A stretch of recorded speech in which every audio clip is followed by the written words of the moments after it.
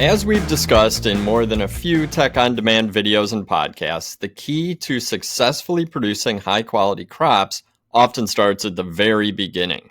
And that is especially true with the crop we're discussing today. And how you and your team approach the earliest stages of germination and propagation sets the stage for uniformity down the line. I'm very happy to welcome back frequent guest, Dr. Will Healy. Will recently retired as Senior Manager of Ball's Technical Services Group, but he continues to think about ways to share his knowledge and decades of experience working with growers around the world. This time, he's here to focus on seed-raised begonias. Will, we have talked about a lot of different crops over the years, but not begonias. And I'm really not sure why, but now is the time to turn the spotlight on begonias. And why do you feel that begonias are worthy of a crop-specific discussion? Well, Bill, I would say that of all the crops that I've dealt with, begonias have got to be one of the most mysterious and perplexing crops I've ever had. For 30 years, I've been working with young plant suppliers, trying to figure out how did you do that? Where you have one tray that is absolutely uniform, and right next to it, you've got this tray that's totally all over the place. Everything from no shows, where there's absolutely no seedling, to plants that are all ready to transplant. We've done research on growing them in chambers, and suddenly we take what had historically been like an 8-week crop, and after 21 days, we're ready to ship it. It's been kind of the great mystery crop of all times. I even had a graduate student, 30 years ago who did a study where they looked at the effects of temperature, and it was like amazing the difference that temperature made. But how do you end up with, as we see in our introduction, how do you end up with one seedling that is like going gangbusters and the other? So what I want to share with you now is, how did people do this? Because we've spent a lot of time trying to figure out, how do you do that? How do you make uniform and non-uniform crops in the same tray? Well, that makes sense. And when we were chatting about this, you said this is a crop that separates the men from the boys. And I love that analogy. But it's also a crop that if you can get it right in the first 2 weeks, then you're probably kind of set up for success. So I do like bedding begonias. There are a lot of bang for your buck in big garden beds and in landscapes, and we see a lot of them. I also really like tuberous begonias and boliviensis, and we've seen so many new interspecifics come to market. So why don't we make sure that we touch on those as well throughout the presentation, or maybe toward the end if you want to give some tips on those. But enough out of me. Why don't you go ahead and get started? And if I have questions, I'll go ahead and jump in and ask them. Excellent. Yeah, because, at the end of the day, Bill, they're begonias. Now, there's some little nuances depending upon, there's semperflorens, or they're tuber hybrida, or if they're interspecifics, blah, blah, blah. But at the end of the day, there are some basic rules that you have to follow. And so that's what we're really going to focus on today. So let's start back at, if you listen to any of the other ones, we always know about how do we really focus this discussion. It's all about germination. How do we get most uniform germination possible? So, of course, germination process begins when you absorb water. So once you drop that seed and you put water on it, you have made a commitment to be successful or fail. Very important to keep that in mind, especially with begonias, as you'll see. And that basically the germination process ends with the hypocotyl, or with the stem. And in this case, this is going to be an important part of why people fail, is because of that stem. Because think of begonias as an unrooted cutting. Begonias are really weird. It didn't happen until many years after we've been trying to figure out how they do that. When we went and we pulled some seedlings, the cotyledons had unfolded, we pulled them out, we put them under a microscope, and lo and behold, they look like unrooted cuttings. There was no root. It's just basically, it's the hypocotyl, which is that little stem that's underneath the cotyledons, and it's no roots. Now there's root initials, but this became a really critical key to success, is understanding that this is not a petunia after all. Begonias are different. And they, because of this no root at the time the hypocotyl extends, that becomes a key to success or failure. So we're going to really talk about that. So the getting that hypocotyl to elongate is really the technical end of germination. But in the case of begonias, there's a lot more to it, because you can basically get the cotyledons to unfold in like 5, 6, maybe 7 days, depending upon temperature, and we'll talk about that. But what happens is that it's the next 5 to 7 days as the roots development that basically gives you uniform or ununiform crops. And this is where people start to fail. Once you got a uniform crop, you're good to go.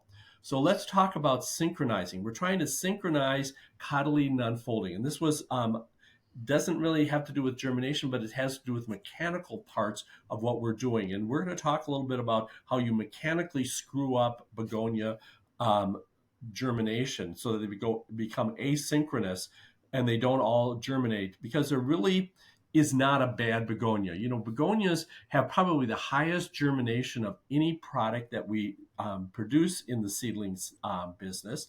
It has a 95-99% germination.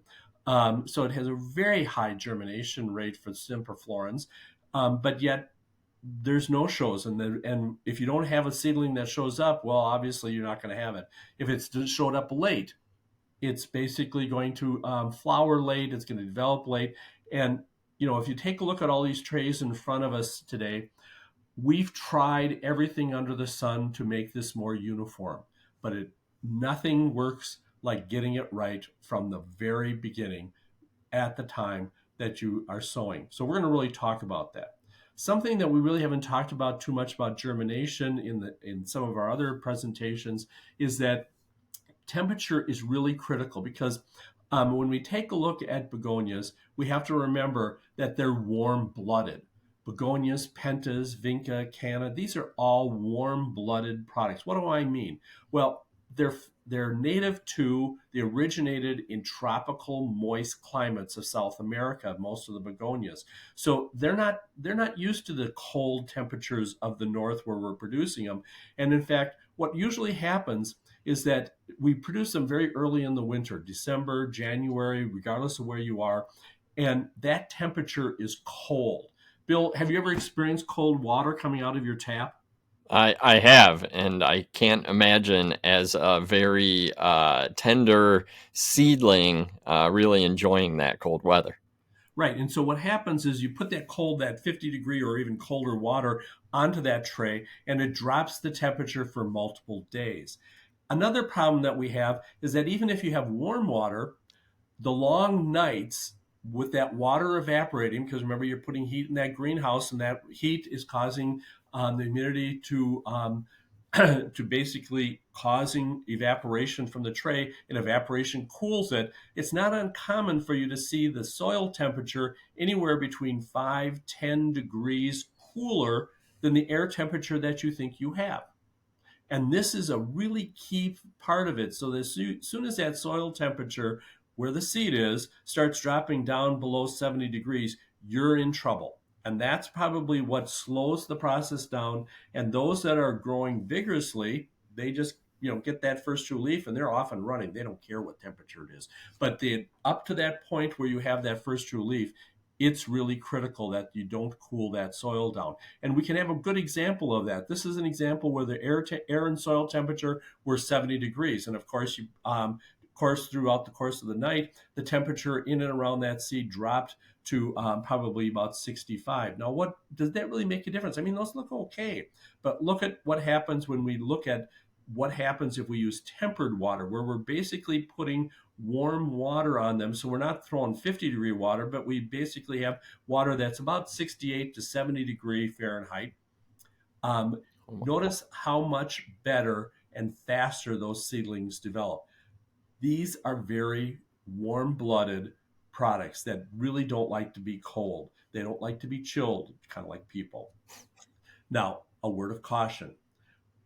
Some people say a little warm water is good. A lot must be better, right, Bill? Nope, not in this case. Oh, no.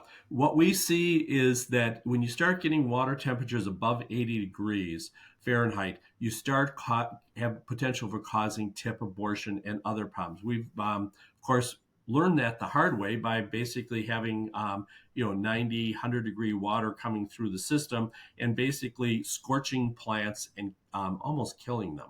So, a little bit is good, Bill. A lot is nothing but trouble. So, but tempered water is really critical for begonias. It doesn't hurt on other crops either, but begonias are really sensitive to this. So make sure that you've got tempered water to keep the plants growing. And that's why when you grow them in chambers, you don't end up with the drop in temperature, and you basically have this lit chamber that stays at a constant temperature through the entire growing cycle, that they actually reduce the crop time almost in half. Oh, wow. Shocking, but it's a way that if you've got really long crop times, temper your water fairly inexpensive, especially compared to chambers, and you'll see magic happen. So let's talk about the germination process, because there's a step in here that's really critical. Remember that you need to melt the pellet or dissolve the and get it to melt. You need to get that seed coat to absorb water, and the water moves into the inner membrane. Now, the thing you have to remember about begonias, it's probably the smallest seed that we use in the entire bedding plant industry. To say that it's dust is really an insult to dust, because a lot of dust is bigger. It is really, really small. That's why it's pelleted, Bill, so that it's pelleted so that you can easily handle it. To try to sow raw begonias is almost impossible. So so you need to make sure that you get that water on and you don't bury that seed with too much water. Now the next step is this whole issue of light. Light, as I mentioned earlier, is really important to get uniformity. It's not that it doesn't germinate in the dark, but it does require light. So making sure they don't get buried, make sure that you've got uniform light, very, very critical, as we'll see in a minute. Remember that once the starch breaks down, the machinery starts getting activated, cells start to multiply, elongation begins, and then that all requires oxygen. So we need to make sure that we go through wet and dry cycles to force oxygen back in, so that you don't end up with the seed just basically sitting in water, or worse, where you put on so much water that you start getting algae, which basically prevents the oxygen from getting in there. Once that seed coat cracks, basically the hypocotyl emerges, and as we mentioned before, it's like an unrooted cutting. The cotyledons unfold, but there is no root. And so we can't stress enough to think of the begonia seedling as an unrooted cutting. If you come away with nothing else in this entire conversation today, make sure that you think of begonias differently than any other crop. In fact, I would encourage you to go take some seedlings where the cotyledons have unfolded, pull them out and put them under a 10, 15x scope or a magnifying glass and look at them and see, yeah, he's right, they aren't any. And how do you know that you've got a root forming? Well, this is really kind of an interesting thing, is that as soon as you start seeing that first true leaf push out, most likely there's a root going down. Now, that doesn't mean that you can just ignore it at that point, because as that true leaf comes out and that root goes down, it's a very, very fine root. And what happens, and this is where the ununiformity starts showing up, is that you dry out that soil. And as we all know from rooting cuttings, is if you dry out the soil, what happens, Bill? Well, you're not going to grow a root. Right. The roots, and actually you can see that root. If you put it under that magnifying glass, you can actually watch it shrivel up and die. That's how we knew we've got to watch out for that top, probably eighth of an inch, quarter of an inch of soil, that we manage that moisture very critically. But let's first talk about light, because it's so important. We saw this picture earlier, and once the seed is hydrated, and this is really kind of weird, because once you throw that water on it, light is important. If you remember back a couple slides where he said light is right there, up there, right with hydration, it's really important. We learned this, of course, the hard way. And you don't have to have high intensity lighting. You don't have to have LEDs. You just have to have presence of light. That's why a lot of people germinate on the bench versus in a chamber. Even a chamber, you can hold temperature better, but unless you've got uniform light in there, well, this is what you've got. In fact, in the chamber, you can't have any dark areas. If we take a look at this, we're always mystified by this, where you end up with, this is all the same variety, laid down at the same time, and you'd come by and you see, why do you have this one tray that is absolutely beautiful? Well, we've come to find out that the grower had a small light in their chamber that they used so that they could go in and see how things are developing. And so what we saw is that the top shelf is, because it had the presence of light during that early stage of germination, uniform, often going. The edge of the shelf, down one, where there's still some light, notice that you do have some, you have the benefit of the light.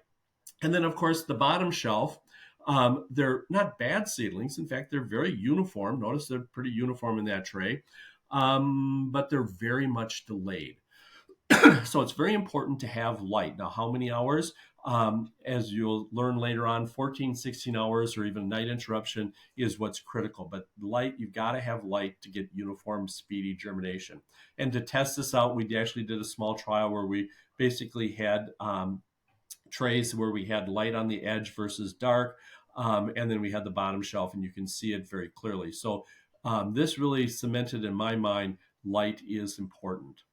So let's talk about the soil moisture at flat filling. This is kind of one of the sleepers that was very hard to sort out, making sure that you've got the right moisture levels and uniform. Now, one of the problems, make sure that when you're using a mixer, that you're using some kind of a nozzle, whether it's a faucet nozzle or some kind of a nozzle, to uniformly spray the water versus just a stream in there where you have really wet spots surrounded by very dry pockets, because that then gives you the performance that we're seeing in this particular image, where you have very ununiform. It's because they didn't have uniform moisture. Now, sometimes it's very obvious where you have cells that are dried out, but other times that you have soil on the bottom that's not uniform and it's kind of hidden by the by water being applied to the top. So where did we find the biggest problem, the biggest culprit, the biggest reason why we ended up with these dry pockets? Well, it has to do with the fact that begonias normally have a very long crop time, and so people sow them first thing in the week. And of course, the first thing they do is they turn on their machines, which have a lot of dry soil in them. We've talked about this in the past, where the flat filler should be the single cleanest piece of equipment in your entire operation. You should not have any dry soil. And when you have dry soil sitting on the edges, that falls in and that creates dry pockets. These dry pockets then become ununiform moisture, which will remember the very first stage, uniform moisture is critical for germination. And then if you have dried underneath, then basically you nip the roots so they don't develop. Let's talk about centering and light, because centering the seed in the middle of the cell is very important. Notice that all of these pellets are basically off center. Notice they're not dead center. And this is really important with begonias because you want to have that begonia right in the middle so it's easier to manage. Here we've got an example of where the dibbler was basically not matched to the tray. And so what happens is the dibbler scoops the soil out, which then when you go and put the water on it, you have a tendency to bury that seed. And of course, we can see that if you look very carefully, you can see how that there's a little bit of a ledge in that tray.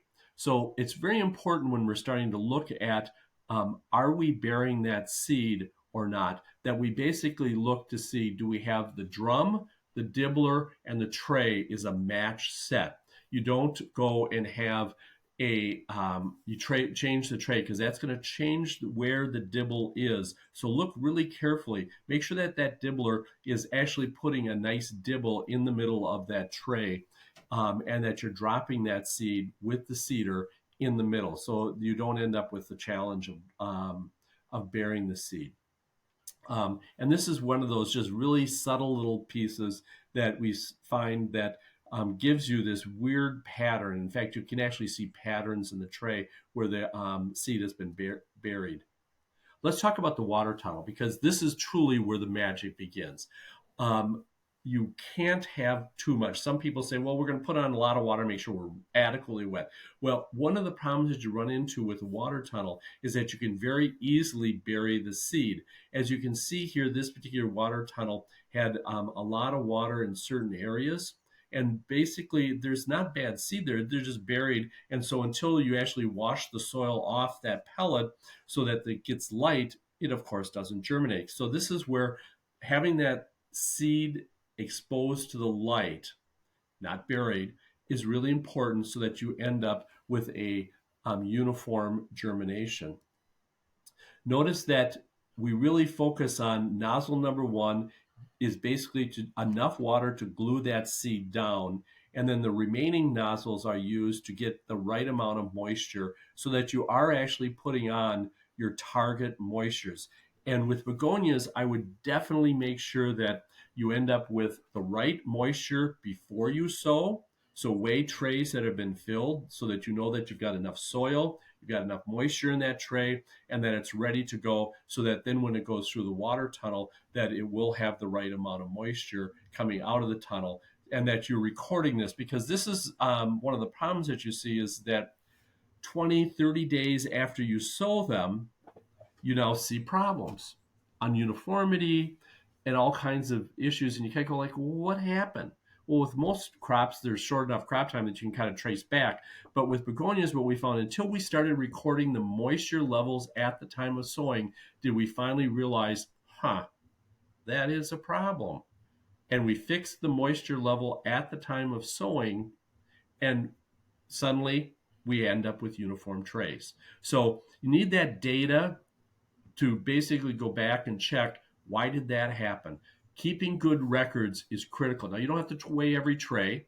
Every 5, 10, 15 trays is more than enough to know that, whoops, we're kind of wandering away. It also helps your crew understand this is important. If they record it, it is perceived as important. So you need to make sure that they're recording it, and they just don't always record the same number, because then they're. I know, Bill, you never dry labbed a science project, but Never. no, Never. never. But some people will just get frustrated and just always write 1,400. Mm-hmm. That is physically impossible. So make sure that the numbers vary, but not too much. Is there is this specific I mean, not burying the seed and sort of the danger of doing that, is that more so because the seed pellet is so small, or is that just because, I mean, is part of it just because the begonias need a little bit more care early on, or is there an extra danger with tiny seed like Well, no, begonia? I think, Bill, you've got the right. It starts out with the seed is really tiny, Mm-hmm. the soil is really big, so it's really hard. It's really easy to hide a seed underneath a chunk of peat. Okay. So, and then that basically puts it in the dark, which of course we understand. And then and that's where the death spiral starts of Okay. lack of uniformity. So you can say, is it the lack of light? Well, light comes into play if the seed is exposed, but if it's not exposed, then until it sees light, it's not going to germinate very well. Right. And if you put too much water, then you can bury the seed and push that seed down because it is so small. And remember, there's so many. If you look at a chunk of peat, in the tray, there's all kinds of little cracks and crevices that a Mm-hmm. begonia seed could just fall into and disappear. That's the Okay. problem. So That that's makes why sense. it's really important that you monitor your pellet melting, and that's where you don't dry them out. I can't tell you how many times people don't put the right amount of they put the right amount of moisture, so they got 1,400 grams coming off the end of that water tunnel. Okay, they pick the tray up and they put it on a rack. And then what happens at midday, Bill? Go to lunch and all those racks sit in the head house. And how low is the relative humidity? Oh, there is none. Yeah, it's pretty dry in there. And they basically dry out those pellets, so they end up looking like the ones in the picture, where they're basically rock hard. And let me assure you that once you've dried out a pellet, trying to get that pellet to dissolve is darn near impossible, because basically what happens is when they build the pellet, they put a binder on the outside Hmm. to hold it so that it can survive handling. Well, when you add a little bit of water, it kind of drives that binder into the pellet so that it becomes a ball bearing. And you can literally, these pellets that we see that have been hardened, you can roll them around your finger. They don't break down. And that tells you that you let the moisture levels drop down. So the best management practice, the BMPs, is to sow and not leave it sitting around for any length of time. So when they go on break, there should be no begonia trays or any pelleted seed trays sitting out there. If you have to keep them on a rack for a period of time, then you may want to put a little extra moisture. You may want to go to 1450 instead of 1400, just so that it has a little bit of moisture to dry out if necessary in transit. If you have dry, there's going to be dry, then adjust the moisture. And that's where people need to play with the moisture target levels. These were just suggestions, merely recommendations that people use, but everyone needs to kind of develop their own. This is what we want our target for our operational. And it's really important on begonias, petunias also, but begonias are really sensitive to this. And of course, one of the big mistakes people make is that they basically say, okay, well, you need to keep it moist, and initially that's important. The first 4 or 5 days, you need to make sure you keep it moist so you get the pellet melted, and you can basically get the seed to hydrate and then to get the hypocotyl. But then if you keep it too wet, so you're pounding it with water, then you start running algae and crust. And this is because you've kept it constant level 4 plus. So you need to oscillate between 4 and 3. Wet's 4, dry it back to 3. And that's really important so that you don't get that crust formation. And of course, we talk about how you can grow crust in algae in a different podcast, which I'm sure that Bill, you'll have it in the tip in the notes. I will. I'll put it in the show notes and attempt to drop a link down here at the bottom of the video. Good. And then the melting the pellet is really important, because this is where we talked about this is a perfect example of some dianthus where they sowed it and then they basically went to lunch. And then when they went to lunch, some of the pellets had dissolved a little bit, it opened up, and others had just turned hard, and those are ball bearings. And as you can see, um, a number of days, like 3 to 4 weeks later, you still have pellets there. That tells you you've got a dry out occurrence somewhere. What we'd like to have you do is do the pencil test. That's just taking a pointed pencil and touching that pellet to see, does it break apart nicely. These are some pellets that after moisture, probably about 8 hours later, you can actually see the pellet starting to crumble a bit and opening up to allow it to see light. And of course, at that point, if you were to touch it with a pencil, it basically will open up nicely. You want to make sure that you're keeping it moist. So what you can do is keep the floors wet, which keeps the humidity high, because that pellet's sitting out there in the great outdoors of your greenhouse, drying out if the humidity gets too low. So really be focusing on what's the humidity, not how much water do we put on, but what's the humidity, the vapor pressure deficit in our greenhouse. Those of you propagate understand vapor pressure deficit, and you may want to set up a VPD in your begonia germination area so that you don't end up with a situation where it is too dry.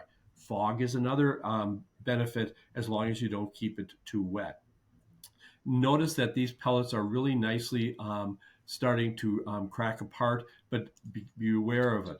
Now, ideally, what you want to see is by day 3, and you'll start seeing is you truly see this bowl of oatmeal, or if you were Japanese, tofu, and you can actually see the seed. Now, it takes a pretty good eye to do it. This is just a picture of it, and then you basically blow it up and you can actually see it.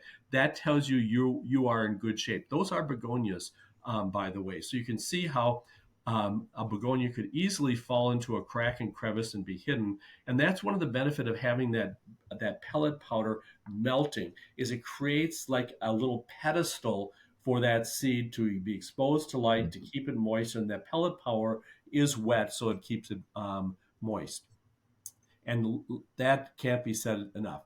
Now, we've talked a little bit about water by weight. And this is a good example where they've gone through the different cycles where they've set their targets. In this case, they've set for a crop where they have 1,200 to 1,000 for hydration. Then they basically have got a little bit drier, not a lot, but just slightly drier. They aren't adding as much water to the wet target.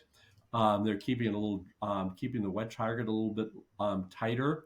And then finally, once the hypocotyl elongation and cotyledon forms, they have. Now, this is kind of compressed compared to begonias, but let's see what happens in begonias and how you create ununiformity. This is a good example of an ununiform crop. And we went back to the data because, of course, when they do water by weight, when they record the weight of the tray, 4 or 5 trays, they just to kind of give the growers a sense of how dry are we. And they have their wet target up here, and they also have got their dry targets. And this is after basically the hypocotyl is extended and we're developing roots. Notice that there's several occasions where they drop below the dry target. And that, remember, when you drop below the dry target, what dries out first, Bill, is of course the top of the soil. And where's that begonia seedling? Sitting on top. And so that top eighth of an inch is really critical to prevent the excess dry down. And so what happens is that every time that drops down below the red line there, you're basically nuking that root. So it's dead. And then the seedling has to throw another root. Okay. And then you basically, 2 days later, you nuke the roots again and it starts all over again. So if you wonder why on the picture on the left, we've got some seedlings that are just rolling past that first true leaf stage without a problem, and others are just starting to poke the true leaves out. Those were the ones that were nuked several times by just inadvertently drying them out. This is where, when we said that it separates the men from the boys, it's really right here where it's critical in that once that cotyledon unfolds, detail, staying on top of the detail is very important. If people, and time and again, we have growers telling us, we've always had good begonias and suddenly we don't. And the first question is, okay, so did you have someone different doing the germination? Well, yeah, he left. We moved him. He did a good job. We made him a manager. And I said, okay, the problem is the person you replaced them with. They didn't have that attention to detail at this very critical stage of development. So that's what we really want to focus on, because remember, it basically causes root damage and it delays or stunted. There are no bad begonias. They're just stunted or delayed. So when we want to have a nice uniform first true leaf come out, as you can see, most of these have either a first true leaf or they're basically moving along. What do we need to know? You have to remember that handling as an unrooted cutting is critical. Light immediately after the water tunnel to keep it moving. Keep it warm. Use that tempered water. Avoid burying the seed by pounding them with too much water. Weekends are disastrous to begonias. That's why it's always good to sow them on Monday so that they have a chance to not be overwatered on the weekend. That weekend watering where someone goes in and says, well, I'm just going to pour some water on these so they're good for a day or two until we come back. That's where the problem starts showing in. Make sure that you melt the pellet. Don't bury the pellet. Make sure you oscillate between that level 3 and level 4. And then finally, let's put a little fertilizer on these. Earlier, as soon as you start seeing the cotyledons unfolding, because it's really important to have a little 20-10-20, a little ammonia to push those leaves out, get big leaves so that you can start losing water through the leaves, through the cotyledons. In the picture, we see a plant on the right that particular plug was not fertilized for probably until about day 21, whereas the plant on the left was fertilized pretty much at a low rate, 50, 75 parts per million, right from the time that the cotyledons unfolded. As soon as they started moving to regular watering cycles, that's when they started putting feed on it. As you can see, you're several more leaves, bigger leaves, better root growth, overall better performance.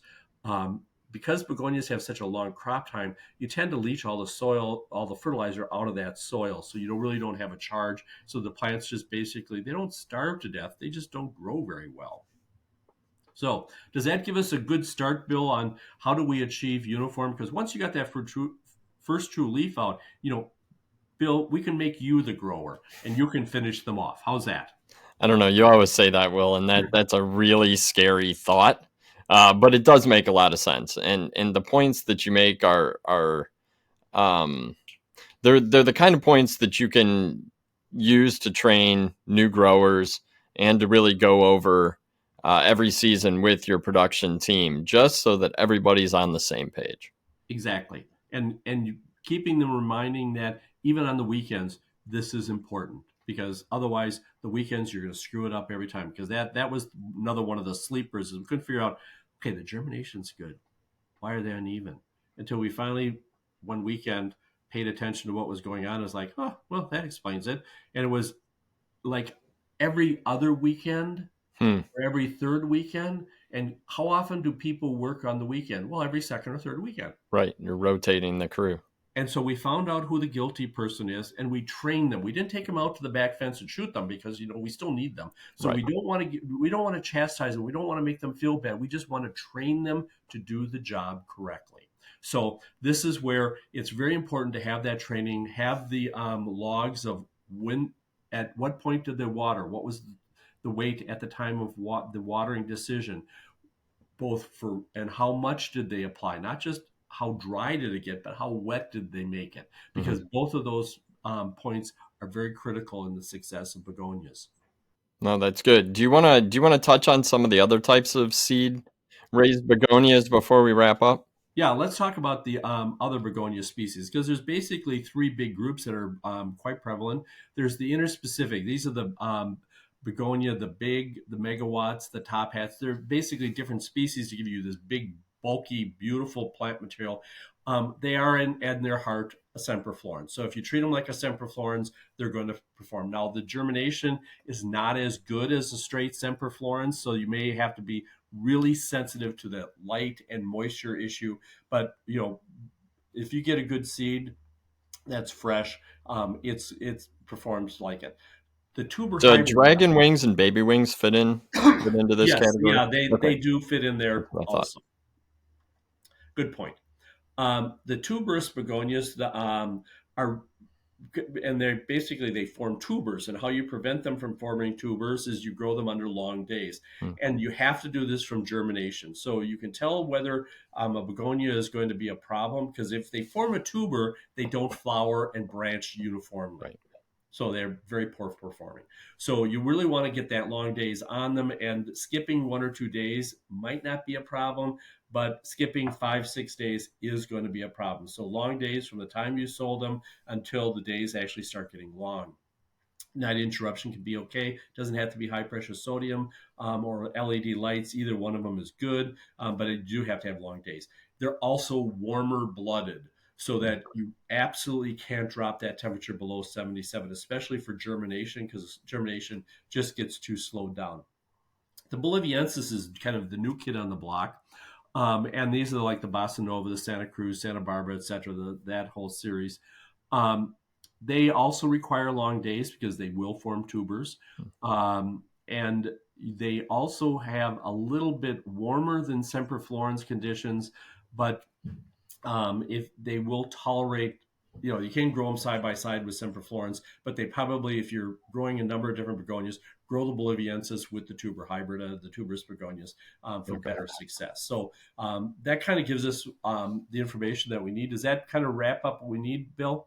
I think so. Yeah, I mean, you've covered quite a bit. Hopefully, folks, the viewers and listeners will internalize some of this information. And like I said before, share it with your team. Make sure that everybody starts their begonia germination correctly, and then hopefully after a couple weeks, once you've got roots and true leaves, you can move on and set them out and kind of let them go. And I love that you always put this slide at the end because it reminds me to remind the viewers and listeners about all of the multimedia resources we have for Tech on Demand.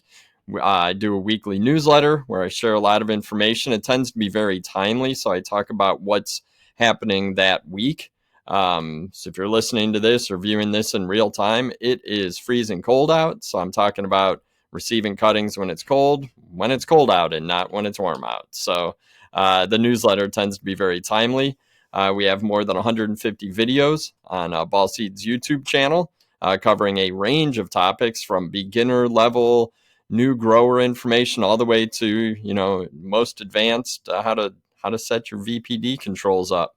Podcasts, we have more than 100 podcasts covering, again, a wide range of topics, all cultural and technical related. And the Facebook group, a peer-to-peer community.